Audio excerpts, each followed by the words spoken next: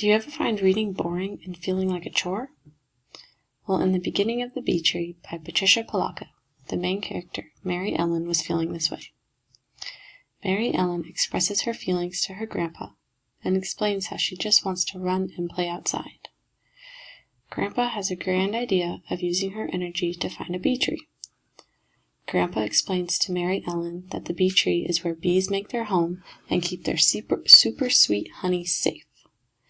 Together, Mary Ellen and Grandpa begin the adventure by capturing bees inside a jar and letting just one loose. The bee begins to buzz towards the cornfield, and the bee chase commences. Miss Govlock, who is walking baby Sylvester, joins their adventure.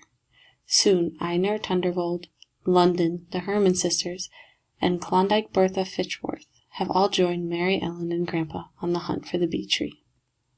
Grandpa lets out another bee, and Fiduciary and his flock of goats, and 3 musicians join the chase.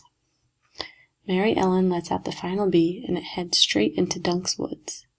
They all find the bee tree and must use smoke to subdue their bees and get the honeycomb.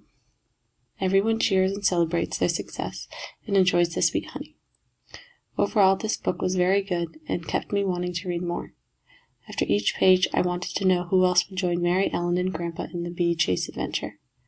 I do recommend this book to others as it was very enjoyable and pleasant. One thing I would change are the people's names. Some had generic names and others had very strange ones. I would have liked if the names were more generic and easier to understand. The most important element of this book was if the bee chase was good enough to convince Mary Ellen to like reading. Will the bee adventure have a big enough impact on her to get her to like reading? This you must read the book to find out.